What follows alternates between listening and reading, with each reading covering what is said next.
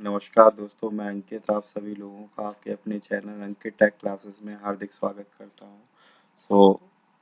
आज मैं फिर से हाजिर हूं आपके सामने एक और नए ट्यूटोरियल वीडियो को लेकर। तो लास्ट टू सेशन में हम लोग ने सीखा था कि CSS को हम रिएक्ट में किस तरीके से इम्प्लीमेंट कर सकते हैं। तो लास्ट वीडियो हमने देखा था कि किसी भी एक्सटर्नल CSS फाइल को हम रिएक्ट कंपोनेंट के अंदर किस तरीके से यूज कर सकते हैं और किस तरीके से कंपोनेंट में CSS को इम्प्लीमेंट कर सकते हैं, उसके वो अप्लाई कर सकते हैं। तो आज हम उसी मॉड्यूल्स के तरफ आगे कंटिन्यू करेंगे। तो इस सेशन में हम लोग सीखेंगे कि CSS मॉड्यूल्स क्या होते हैं और हम क्यों CSS मॉड्यूल का यूज करते हैं और किस तरीके से हम लोग उसको रिएक्ट कंपोनेंट में इम्प्लीमेंट कर सकते हैं। तो सबसे पहले हम एक अपनी सिचुएशन समझते हैं कि किस सिनेरियोज में जो हमारी एक्सटर्नल फाइल्स थी हम उनका यूज कर रहे थे, तो कहाँ पे हमारे पास वहाँ पे उन्होंने लैग किया और हम CSS मॉड्यूल्स की तरफ मूव हुए। तो लेट्स बिगिन। तो सबसे पहले अगर आप लोग में पहली बार मेरे चैनल पे विजिट किया है तो मेरे चैनल को सब्सक्राइब करें, और अगर आपको इस तरीके की वीडियोस पसंद है तो प्लीज़ लाइक और शेयर करना ना भूलें, ताकि ज़्यादा से ज़्यादा इस तरीके की वीडियोस को लर्न कर सकें और अपनी ग्रोथ को बढ़ा सकें। और बेल आइकन को प्रेस करना ना भूलें ताकि लेटेस्ट से लेटेस्ट वीडियो की अपडेट्स आप तक पहुंचती रहे। तो सपोज हमारे पास सिनेरियो ये है कि सपोज हमारे पास एक टीम है, ठीक है, और टीम में आप दो डेवलपर काम कर रहे हो, दो तीन चार जितने चाहे उतने डेवलपर्स हो सकते हैं एक टीम में। तो सपोज अभी दो डेवलपर है, ठीक है, और वो एक एप्लीकेशन के डिफरेंट डिफरेंट मॉड्यूल्स पे वर्क कर रहे हैं, राइट। और दोनों ने क्या किया है कि एक सेपरेट एक्सटर्नल फाइल बनाई हुई है, और दोनों ही सपोज किसी लेवल पे कोई CSS इम्प्लीमेंट करना चाहते हैं, और दोनों ने ही अपने अपने तरीके से CSS इम्प्लीमेंट की है। और इत्तेफाक से क्या हुआ कि दोनों के CSS नेम सिमिलर हो गए। तो आप अगर दो सेम नेम की अगर CSS क्लास अगर आपको मिलेगी, और जब आप दोनों मॉड्यूल्स को एप्लीकेशन में कंबाइन करेंगे तो वो आपका कन्फ्लिक्टिंग सा आउटपुट आपको देंगी। किस तरीके से? तो सबसे पहले हम एक डेमो के जरिए समझते हैं इस चीज को कि किस तरीके से वो कन्फ्लिक्ट करेगी। तो मैंने ऑलरेडी एक डेमो प्रोजेक्ट बनाया हुआ है using npx command create react app और स्पेस करके project name CSS modules demo. You can give any name.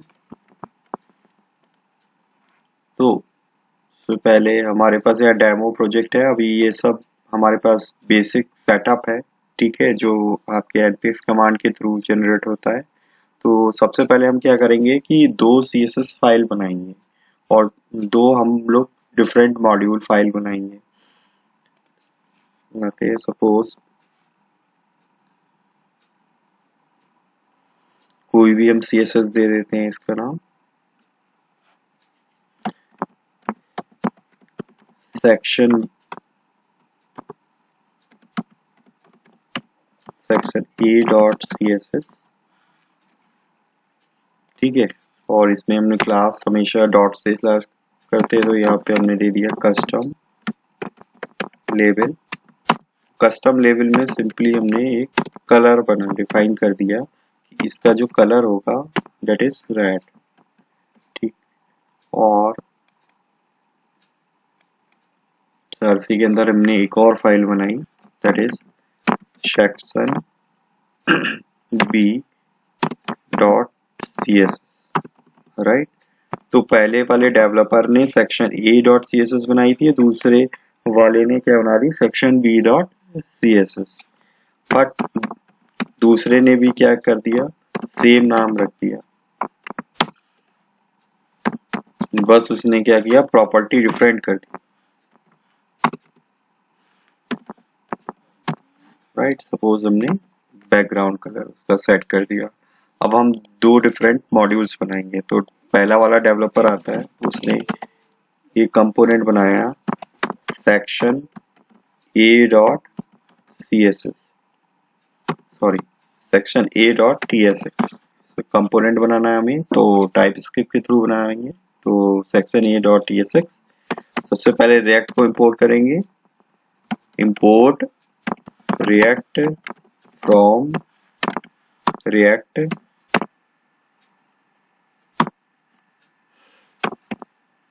Right. तो हम फंक्शनल कंपोनेंट बनाएंगे, कांस्टेंट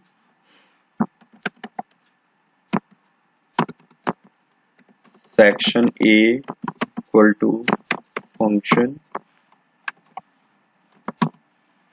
रिटर्न, मैंने कर दिया डिव में, मैंने एक बना दिया level right.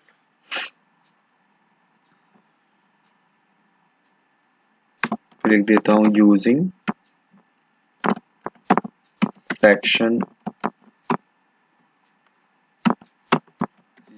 Section A CSS right. से अप्लाई करने के लिए क्या लिखेंगे, class name equal to, class name कैसे देते हैं हम लोग, एज अ स्ट्रिंग। तो यहाँ पे क्या नाम दे देंगे इसका, कस्टम लेवल। ठीक, तो कस्टम लेवल हमारे पास कहाँ पे है, CSS फाइल को इंपोर्ट करेंगे, import dot slash section a.css right. अब हम क्या करेंगे, इसी को कॉपी करते हैं, पेस्ट कर लेते हैं, इसको रीनेम कर देंगे, रीनेम, इसका नाम क्या रख देंगे, सेक्शन बी राइट। एक चीज हम भूल गए इसमें, एक्सपोर्ट डिफॉल्ट बिना इसके अवेलेबल ही नहीं होगा, component section A right. Sorry इसमें लिखना चाहिए सेक्शन बी में जाते हैं। ठीक है, इसमें भी हम सेम चीज कर रहे हैं, एक सेक्शन बी के नाम से हमने एक फंक्शन कंपोनेंट बना रहे हैं। ठीक है, लेबल, और यहाँ पे लिख देते हैं यूजिंग सेक्शन बी CSS, और यहाँ पे हम किसको इंपोर्ट कराएंगे, सेक्शन बी CSS को डिफॉल्ट एक्सपोर्ट करा देंगे सेक्शन बी राइट। अब हम लोग चलते हैं मेन अपने index.js वाली फाइल में। ठीक है, डिफॉल्ट app.js और index.css को हम हटा देते हैं, और यहाँ पे अपने दोनों डेवलपर के सेक्शन को कंबाइन करते हैं। तो यहाँ पे लिखते हैं इंपोर्ट सेक्शन ए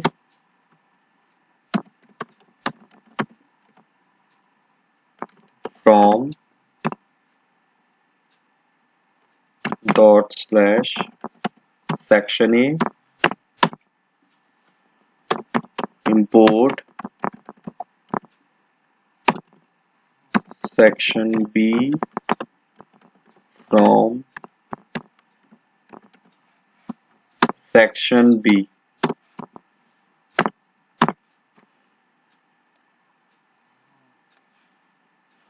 यहाँ पे हम इंपोर्ट इम्प्लीमेंट कर लेंगे, यूज कर लेंगे अपने कंपोनेंट को।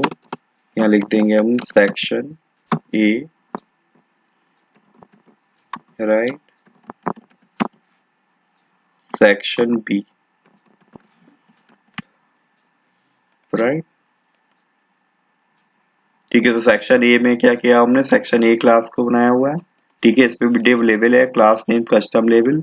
सेक्शन बी में भी हमने सेक्शन b.css को इंपोर्ट कराया हुआ है, इसमें भी डिव के अंदर एक लेवल, और उस लेवल में हमने क्लास नेम क्या डिफाइन किया हुआ है, कस्टम लेवल। तो दोनों में हमने सिमिलर ही क्लास, क्योंकि हमारा कस्टम ए, सेक्शन ए में भी कस्टम लेवल है, सेक्शन बी में भी कस्टम लेवल क्लास है राइट। तो दोनों कंपोनेंट के अंदर भी हमने वैसे ही सिमिलर यूज किया, और index.js में हमने दोनों को कंबाइन कर लिया राइट। देन टर्मिनल पे जाएंगे, न्यू टर्मिनल, यहाँ पे सिंपली लिखेंगे हम npm install, सॉरी इंस्टॉल तो ऑलरेडी है, ठीक है। स्टार्ट करेंगे एप्लीकेशन को यूजिंग npm स्टार्ट।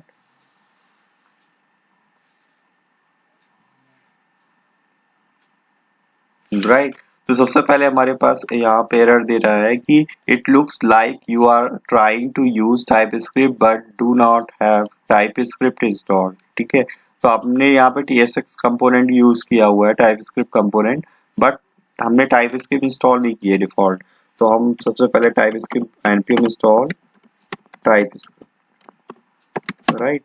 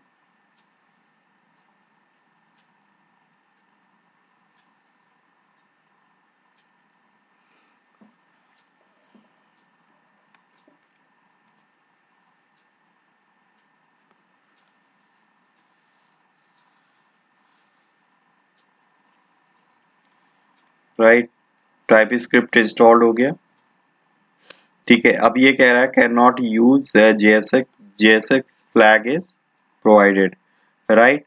तो अब यहाँ पे हमें क्या करना पड़ेगा, क्योंकि हमने CSS यूज किया हुआ है, ठीक है। तो हमें JSX फ्लैग डिफाइन करना पड़ेगा। JSX फ्लैग हम कहाँ डिफाइन कर सकते हैं, योर tsconfig.jsn फाइल में, राइट। तो अभी हमारे पास यहाँ पे कुछ भी डिफाइन नहीं है, हमने सिलेक्ट किया, क्विक फिक्स पे गए, इनेबल JSX फ्लैग। तो इसके अंदर इसने कंपाइलर ऑप्शन में JSX रैक को डिफाइन कर दिया। अगर हम इसे सेव कर दे, ठीक है, तो अभी हमारे पास एरर जो है, ठीक है, एरर चली गई, राइट। तो इस तरीके से आप TSX में जब आप CSS यूज करेंगे तो JSX को कंपाइलर ऑप्शन में आपको डिफाइन करना पड़ेगा कि ये रिएक्ट JSX यूज करे, राइट। तो हमें गॉन हो गई, ठीक है। देन हम क्या करेंगे, npm स्टार्ट करेंगे अब।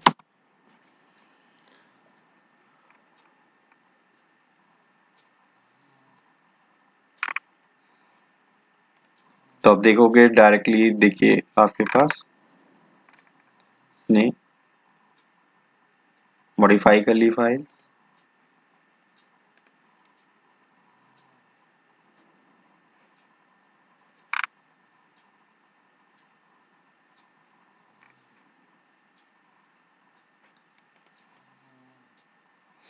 राइट। अब हमारे पास क्या आ रहा है कि आप देख रहे होगे कि यहाँ पे कुछ रिएक्ट में भी सिंटैक्स एरर दे रहा है, ठीक है। अब इस रिएक्ट वाली सिंटैक्स एरर को हमें चेक करने के लिए क्या करना पड़ेगा, ये डायरेक्टली आपको इन्फॉर्मेशन दे रहा है प्रॉब्लम्स टैब में कि ट्राई npm install @type/react। तो जो आपकी ये रिएक्ट टाइप को अंडरस्टैंड नहीं कर पा रहा है, वो सारी प्रॉब्लम हमारे पास रेक्टिफाई हो जाएगी, ठीक। तो हम सबसे पहले क्या करेंगे, इसमें इंस्टॉल करेंगे, तो हम अबॉर्ट कर देते हैं फिलहाल के लिए।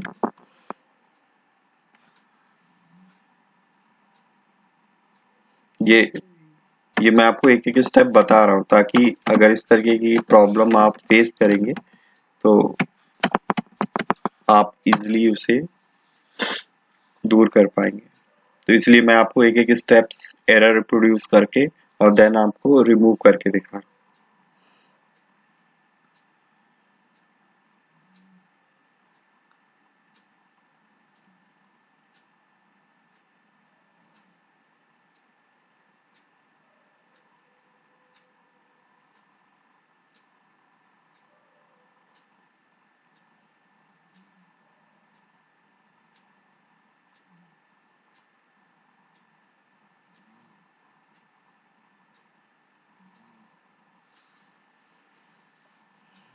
राइट।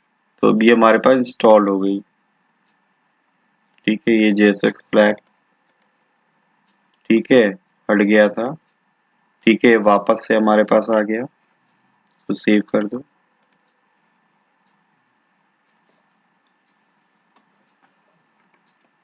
ठीक है, चली गई, एरर हैज गॉन।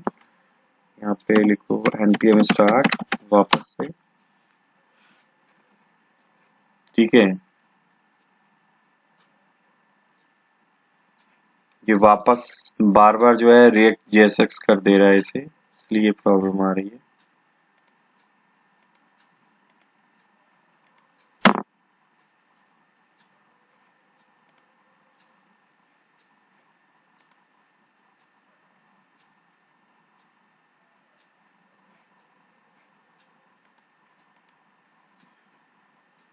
ठीक है, तो जैसे करे आपके पास तुरंत आप इसे इनेबल कर दो फिर से, तो ये आपका दूर हो जाएगा। ठीक है, ये डेवलपमेंट सर्वर आपका स्टार्ट कर दिया इसने।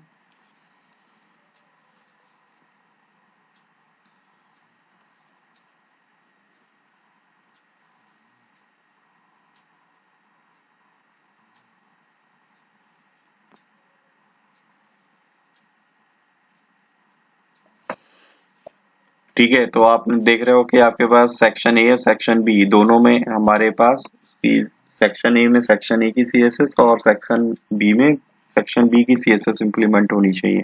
बट यहाँ पे आप देख रहे हो सेक्शन ए में बैकग्राउंड कलर भी यूज हुआ है और सेक्शन बी वाले मॉड्यूल में भी दोनों चीजें यूज हुई हैं। तो यहाँ पे क्या हो रहा है कि दोनों सीएसएस कॉन्फ्लिक्ट कर गई हैं। तो आपने देखिए सेक्शन ए में अगर आपने यूज किया कस्टम लेबल और आपने कलर रेड किया है, सेक्शन बी में आपने कस्टम लेबल में बैकग्राउंड कलर येलो किया है। तो सेक्शन ए में अगर सेक्शन ए की सीएसएस यूज की है और आपने कस्टम लेबल यूज किया तो सेक्शन ए में कलर रेड है तो केवल रेड कलर आना चाहिए। और सेक्शन बी में आपने जो है सेक्शन बी सीएसएस यूज की हुई है तो कस्टम लेबल अगर अप्लाई किया हुआ है तो इसमें सेक्शन बी में हमने बैकग्राउंड कलर येलो दिया हुआ है तो बैकग्राउंड कलर ही आना चाहिए, फिर उसमें फोर कलर नहीं आना चाहिए, राइट। जबकि यहाँ पे क्या हो रहा है, सीएसएस कॉन्फ्लिक्ट होने की वजह से, ठीक है, सेम क्लास नेम की होने की वजह से दोनों सीएसएस अप्लाई हो गई। कब? जब हमने उसे इंटीग्रेट किया, राइट। तुमने यहाँ पे index.js में दोनों को एक साथ एक ही div में इंटीग्रेट कर लिया कंपोनेंट को, तो वो दोनों CSS के अप्लाई हो गए। जबकि एक डेवलपर ने सोचा था कि हमारे पास लेवल इस तरीके का आएगा, दूसरे ने सोचा था इस तरीके से आएगा, तो ये कन्फ्लिक्ट हो रहा है। तो इसीलिए अब हम क्या करेंगे, इसका सॉल्यूशन क्या है हमारे पास, इसका सॉल्यूशन है CSS मॉड्यूल। तो CSS मॉड्यूल क्या है? CSS मॉड्यूल बेसिकली आपके पास एक और हमारे पास बेसिकली एक्सटर्नल फाइल्स है जिसमें हम इस तरीके की CSS क्लास नेम को कॉन्फ्लिक्ट को अवॉइड कर सकते हैं, राइट। ठीक, जब भी हम CSS बनाते हैं तो नॉर्मल जो CSS एक्सटर्नल फाइल्स होती हैं वो ग्लोबली स्कोप्ड होती हैं, राइट। जबकि हमारे पास जो CSS मॉड्यूल्स होते हैं तो ये आपके पास लोकली स्कोप्ड होती हैं। तो इट मींस कि आप पर्टिकुलर कंपोनेंट पे ही अप्लाई होगी, ग्लोबली थी तभी आपके पास क्या हुआ कि वो पर्टिकुलर जो CSS क्लास थी वो दोनों कंपोनेंट के ऊपर अप्लाई हो गई थी। तो दोनों CSS आपको दोनों कंपोनेंट में मिल रही थी, राइट। CSS दोनों CSS प्रॉपर्टी। अब यहाँ पे क्या होगा कि यहाँ पे आपके पास जो CSS क्लास में जो प्रॉपर्टी जिस कंपोनेंट के लिए होगी वो उसी कंपोनेंट पे अप्लाई होगी, दूसरे कंपोनेंट पे अप्लाई नहीं होगी, राइट। और CSS अप्लाई करने के लिए सिंपली क्लास नेम को आप एज अ स्ट्रिंग यूज करते थे। यहाँ पे आप जो भी आप CSS मॉड्यूल यूज करोगे, ठीक है, तो उस CSS मॉड्यूल जो भी आप बनाओगे just like as an JavaScript object modules की तरह आप उसे इंपोर्ट कर सकते हो और उसकी क्लास नेम को एज अ ऑब्जेक्ट प्रॉपर्टी के थ्रू में यूज कर सकते हो, राइट। तो रन टाइम पे क्या होता है कि ये हमारे पास एक नेमिंग कन्वेंशन बनाता है हैश हैश के फॉर्मेट में ताकि वो यूनिक क्लास नेम जनरेट कर सके, राइट। अभी आप देखोगे कि जैसे सपोज हमारे पास ये है, अगर हम इसे इंस्पेक्ट कर देंगे तो इंस्पेक्ट करेंगे,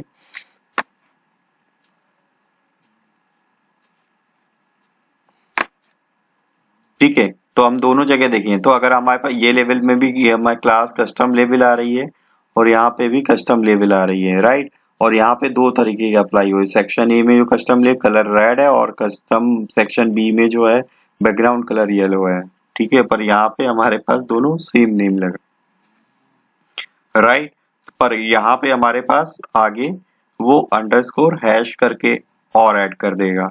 और जब भी हम कोई भी CSS मॉड्यूल फाइल बनाएंगे तो file name dot module dot CSS file बनाएंगे, मतलब जैसे हमने फाइल नेम डॉट CSS लिखी थी, बट इनके बीच में डॉट मॉड्यूल हम और ऐड कर देंगे, तो वो हमारे पास क्या होगी, एक मॉड्यूल CSS बनेगी, और हम एज एन मॉड्यूल जो है ना CSS को यूज कर सकते हैं। तो इसका भी एक डेमो बना के देखते हैं, और इसी प्रॉब्लम को हम रेक्टिफाई करेंगे यूजिंग CSS मॉड्यूल, राइट। तो मैं सिंपली कुछ नहीं कर रहा हूँ, जो हमारे पास सेक्शन ए CSS और सेक्शन बी CSS थी, उनको मैं सिंपली रीनेम कर दे रहा हूँ। तो इनके बीच में क्या हो जाएगा, नेमिंग कन्फ्लेक्शन, यहाँ पे मॉड्यूल राइट लिख देंगे हम, और यहाँ पे भी सेक्शन बी वाली फाइल में डॉट मॉड्यूल और ऐड कर देंगे हम, राइट। और कुछ भी मैं ऐड नहीं कर रहा हूँ, यहाँ पे कस्टम लेवल ही है, वो कलर रेड ही रहेगा। सेक्शन बी में भी कस्टम लेवल क्लास रहेगी और बैकग्राउंड कलर येलो रहेगा, राइट। अब हम क्या करेंगे, जब सेक्शन ए में आएंगे तो अब इसका नाम चेंज हो गया है, तो यहाँ पे डॉट मॉड्यूल्स ऐड कर देंगे, राइट। अच्छा, अब एक चीज और है, यहाँ पे भी सेक्शन बी में भी हमने क्या कर दिया, डॉट मॉड्यूल्स कर दिया, राइट। तो जब हमने इसको यहाँ पे सेव कराया, ठीक है, कंपाइल कर रहा है, ठीक है, कंपाइल हो जाने दो। दोनों जगह हमने क्या किया, फाइल नेम चेंज किए थे, तो मैंने फाइल नेम यहाँ पे इंपोर्ट के वक्त दोनों में चेंज कर,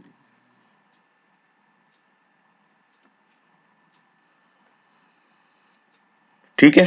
तो यहाँ पे दे दिया can not resolve module dot CSS, right, क्योंकि हमारे पास इसमें कोई मॉड्यूल डिफाइन नहीं हुआ, तो आपको यहाँ पे मॉड्यूल नेम देना पड़ता है।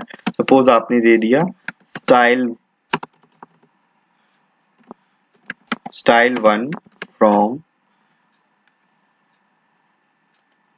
या आपने दे दिया style A from CSS module, right, ठीक। और यहाँ पे आप क्या करोगे, import style B from, right. अच्छा, अब ये दोनों चीज कर दी हमने, अब हमें इसे यूज करना है, तो यूज हम किस तरीके से करेंगे, सेक्शन ए में आएंगे, और यहाँ पे क्लास ने एज ए स्ट्रिंग की थी, अब आपने क्या किया, as a JavaScript object, JavaScript module की तरह आपने इंपोर्ट कराया। जैसे आपने रिएक्ट भी एज अ मॉड्यूल आप इंपोर्ट कर रहे हो, वैसे ही आपने मॉड्यूल CSS को भी इंपोर्ट कराया है, राइट। और इसकी जो CSS प्रॉपर्टीज होंगी उसको कैसे करोगे, यूजिंग एन ऑब्जेक्ट। तो उसे आप कर्ली ब्रैकेट के अंदर क्या लिखोगे, आपका मॉड्यूल नेम क्या है, स्टाइल ए, तो यहाँ पे क्या लिखोगे, स्टाइल ए और डॉट कस्टम लेवल, जो आपने क्लास नेम डिफाइन किया हुआ है, राइट।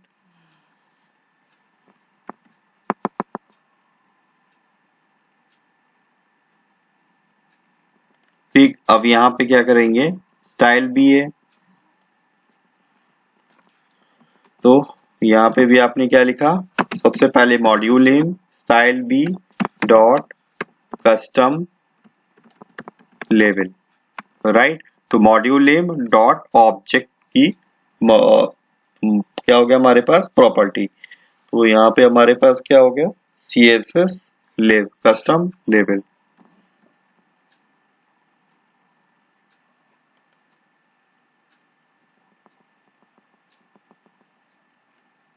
ठीक है। ये क्या कह रहा है, he can not find module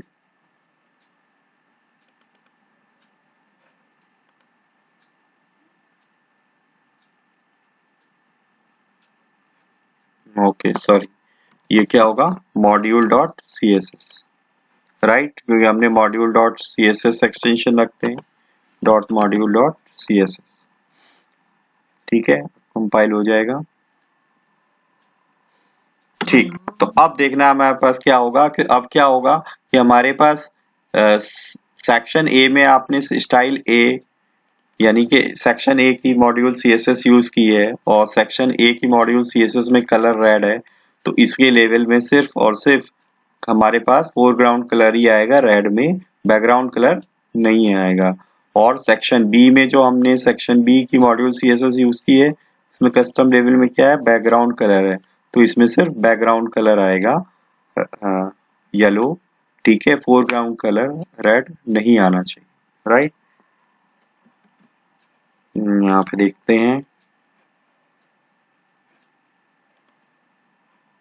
ठीक है, तो आप देख रहे हो कि सेक्शन ए वाले में सिर्फ फोरग्राउंड कलर यूज हुआ, बैकग्राउंड कलर नहीं। और जो हमारे पास सेक्शन बी वाला मॉड्यूल था उसमें सिर्फ बैकग्राउंड कलर इम्प्लीमेंट हुआ, तो इस तरीके से आप नेमिंग कन्फ्लिक्शन को अवॉइड कर सकते हैं। अगर हम यहाँ पे देखें, ठीक है, तो यहाँ पे देख रहे हो आपके पास कि क्या आ रहा है, section A underscore custom label underscore और यहाँ पे हैश दे दिया हैश फॉर्मेट में, ठीक है, तो वो उसने नेमिंग कन्फ्लिक्शन को अवॉइड कर दिया यूजिंग हैश। और यहाँ पे आप क्लास नेम आप जिस पे सेलेक्ट कर रहे हो वही आपको यहाँ पे शो कर रहा है, ठीक है। So that is the use of CSS module, ठीक है, वो आप लोगों को समझ में आया होगा, ठीक है। तो ये कुछ रेफरेंसेस हैं, ठीक है, स्पेसिफिक पर्टिकुलर वेबसाइट के। अगर आप इसमें और भी ज्यादा एक्सप्लोर करना चाहते हैं, आप इस पर्टिकुलर लिंक्स पे जाके आप फर्दर स्टडी कर सकते हैं और नॉलेज को गेन कर सकते हैं, राइट।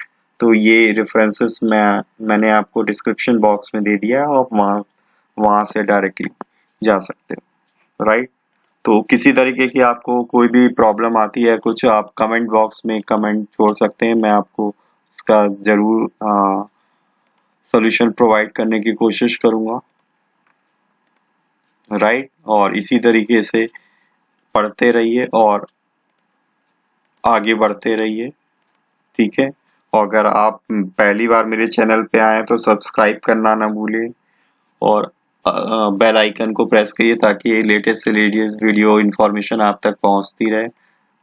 और अगर इस तरीके की आपको इंफॉर्मेटिव वीडियो पसंद आती है तो प्लीज लाइक करें वीडियो को और शेयर करें ताकि ज्यादा से ज्यादा लोगों तक ये वीडियो पहुंच सके। तो आप लोगों के प्यार और स्नेह के लिए बहुत बहुत धन्यवाद। तो फिर नेक्स्ट वीडियो में मिलते हैं, तब तक के लिए जय हिंद, वंदे मातरम, दुआओं में याद रखें।